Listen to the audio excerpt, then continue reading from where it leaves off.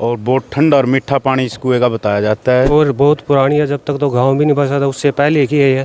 कब ये बना इसकी प्रॉपर जानकारी हमें नहीं मिली है। उनको बार बार कहा गया था लेकिन उन्होंने कोई ध्यान नहीं दिया इसकी तरफ। नमस्कार, मैं अमन मलिक और आज हम पहुँचे हैं गांव बाम्बरहेड़ी में।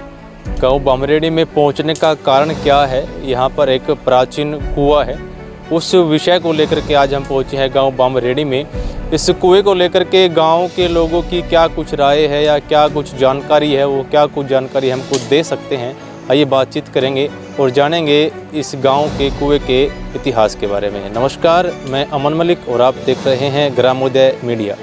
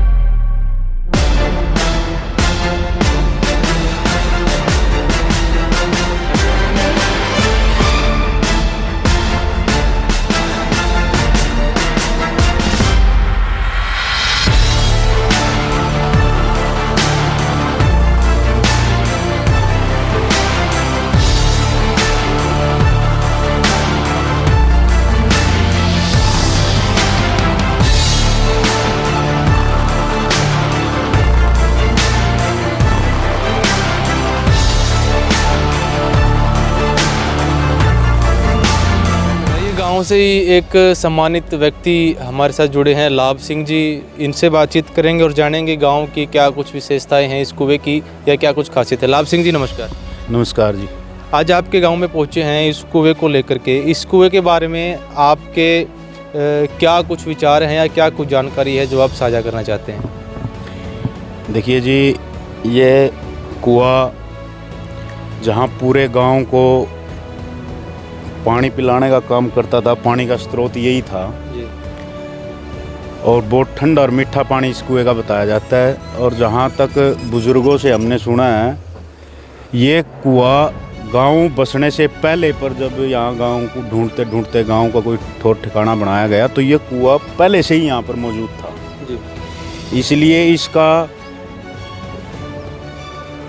ऐतिहासिक तौर पर कब ये बना इसकी प्रॉपर जानकारी हमें नहीं मिली है। और ये बताते हैं कि ये महाभारत कालीन भी हो सकता है और महाभारत काल से बाद या पहले का भी हो सकता है। ये अनुमान कैसे लगा सकते हैं हम कि ये महाभारत काल से इसका संबंध हो सकता है? महाभारत काल से हम ये अनुमान लगा सकते हैं क्योंकि जो मेरा पड़ोसी गांव है पड्डा, वो जो है पांडवों के नाम से उसका गांव नाम पड्डा पड़ा है और उसी का पड़ोसी होने के कारण हम ये अनुमान लगा सकते हैं कि हो सकता है उस वनवास काल में पांडवों द्वारा ये कुआं खोदे हो या उसके बाद दूसरे जो आक्रांता हमारे देश में आए उनने इसको निर्माण करवाया हो। इसकी प्रॉपर जानकारी फ़िलहाल हमें नहीं है। हाँ, इसके अंदर जो है लोहे की प्लेटें लगी हुई है और कुछ भाषा में उन पे लिखा हुआ है जो सही से हम उसको पढ़ भी नहीं पाते। इसकी जो अगर सरकार के पुरातत्व विभाग होता है, इसकी मिट्टी या जो इसमें जो नीचे मटेरियल लगा है उसकी जांच से वो बिल्कुल इस बात को स्पष्ट कर सकता है कि ये कुआं कितना पुराना है। और जहाँ तक हमें अनुमान है, ये कुआं एक हमारी प्राचीन धरोहर है, मेरे गांव की नहीं अपितु ये हमारे देश की भी एक प्राचीन धरोहर है। हम तो ये सरकार से यही निवेदन करते हैं एक इस कुएं को पुरातत्व विभाग को सौंपा जाए और इसकी प्रॉपर जानकारी ग्रामवासियों को दी जाए या सरकार में सबमिट की जाए और इसको एक अच्छा स्थल यहाँ पर बनाया जाए ताकि जो हमारी पुरानी धरोहर है उसको वो सुरक्षित रह सके, संरक्षित रह सके, हमारी आने वाली पीढ़ियाँ भी इसके बारे में जान सकें। यही आपसे हमारी तो आपके माध्यम से सरकार से प्रार्थना है। और आपकी ग्रामोदय की टीम यहाँ पर आई और हमारी इस पुरानी प्राचीन धरोहर को आपने अपने व्यूअर्स के सामने रखा और आशा करेंगे आप सरकार तक भी ये बात पहुंचाएंगे।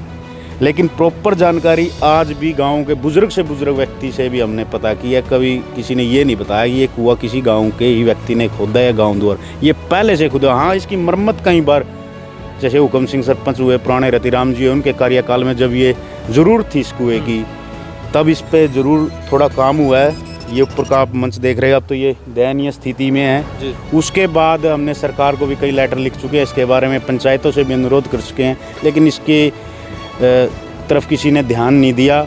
और यहाँ एक तरफ से ये पूजनीय स्थल भी आप इसको कह सकते हैं, क्योंकि हमारे जो सनातन धर्म में है जो कुएं का बहुत बड़ा महत्व है।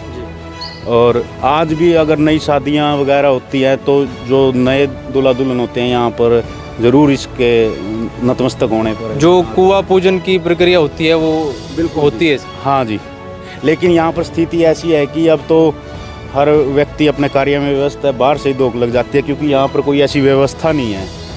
तो हम तो यही प्रार्थना करेंगे जी, इसको पूरी जांच करके कब ये बना, किस इतिहास से इसको इसका संबंध है, और इस पे एक अच्छा स्थल बनाया जाए ताकि हमारी जो कुएं की सनातन धर्म की परंपरा है वो यूं ही जीवित रह सके। यही आपसे हाथ जोड़ के प्रार्थना। बहुत बहुत धन्यवाद लाभ सिंह जी आपका। और आइए गांव बाम्बरहेड़ी से ही दिलजीत जी हमारे साथ जुड़े हैं और उनसे भी जानेंगे क्या कुछ विचार हैं इस कुएं को लेकर के, या फिर क्या कुछ प्रयत्न उन्होंने किए इस धरोहर को बचाने के लिए। दिलजीत जी नमस्कार। नमस्कार जी। अपने गांव की ये जो धरोहर है, या अपने देश की धरोहर मैं इसको बोलूँगा, प्राचीन है, आपकी तरफ से क्या कुछ प्रयास किए गए इस धरोहर को बचाने के लिए? इसमें धरोहर बहुत पुरानी है, जब तक तो गांव भी नहीं बसा था उससे पहले की है। जो हमारे दादा परदादा थे उनको भी नहीं पता कुआं किसी ने बनाया था। लेकिन एक बात यहाँ पांडव रह के गए थे पाडा गांव में, उस टाइम से शायद उस टाइम के बना हुआ ये। तो उसके सर बाद प्राचीनता का तो पता लगता है, मतलब गांव वालों को पता है कि भी ये धरोहर है, प्राचीन है, संजोने के योग्य है। गांव की तरफ से भी कुछ ऐसा प्रयत्न किया होगा ना कि इसको बचा के रखना, जीवित रखना है।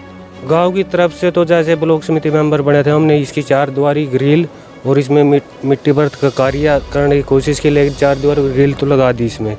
बाकी उसके बाद कुछ व्यक्ति थे जिन्होंने इसकी तरफ ध्यान नहीं दिया, उनको बार बार कहा गया था लेकिन उन्होंने कोई ध्यान नहीं दिया इसकी तरफ। सफाई व्यवस्था के लिए भी कहा था, कुछ था जो नरेगा चला था उस टाइम उन पर सफाई करवाई गई थी इसकी।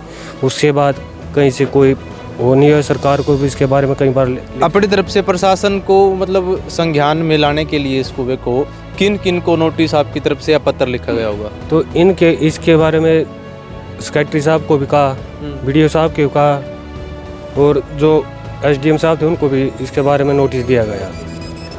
और पूर्व विधायक थे हमारे बख्शीश सिंह, उनको कहा तो उन्होंने फिर इसकी 4 दीवार और ग्रिल का ग्रांट दिया था हमको। दिलजीत जी, ये तो बात रही अपने प्राचीन कुएं की।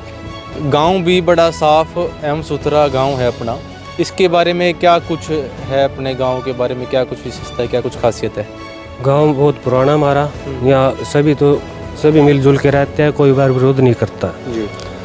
और इसमें एक बहुत खासियत है, एक व्यक्ति था गांव का बहुत बुजुर्ग, उसका बाहर तक नाम था, यूपी तक, हरियाणा, ये कि अपने देश में नाम था उसका। कभी भी कोई आ जाता था, पहले चौपाल में बैठते थे, बाहर कभी आया उसको ये देखते थे उन्होंने खाना खाया कि नहीं खाया। वो पहले उनको देखता था, उनको देखने के बाद घर जाता था, अगर नहीं खाना खाया तो घर जाके उनका खाना बना के उनको खाना खिलाता था। ठीक, जो भी बाहर से मेहमान आते थे। और वो ऐसे व्यक्ति थे, अगर घर पूछता था भाई खाने के लिए कुछ है, अगर घर के नुकात देते थे भाई खाने के लिए आटा नहीं है, तो कहता था भाई उसमें जैसे मटके होते थे पहले, भाई हाथ मार के देखो, वो घर के तो नाट जाते थे, लेकिन वो हाथ मारते उसके कहने के बाद उसमें आटा मिलता था, फिर उस आटे से उनको रोटी दी जाती जो बाहर से आते थे। इतने महान व्यक्ति थे। दिलजीत जी, गांव की कुछ ऐसी शख्सियत जिन्होंने गांव का नाम रोशन किया हो या किसी उच्च पद पर वो विराजमान हो, गांव के ही हो? आज हमारे एक रामधारी जी के पाले राम डॉक्टर जी है, हिसार उनकी ड्यूटी थी किस पोस्ट पे, एग्रीकल्चर यूनिवर्सिटी में प्रोफेसर थे। और बाकी भारतीय सेना में हमारे गांव के बहुत सैनिक हैं, और एक बउआ जी गांव की लेडीज है, वो भी भारतीय सेना में है। चलिए दिल जी, बहुत बहुत धन्यवाद आपका।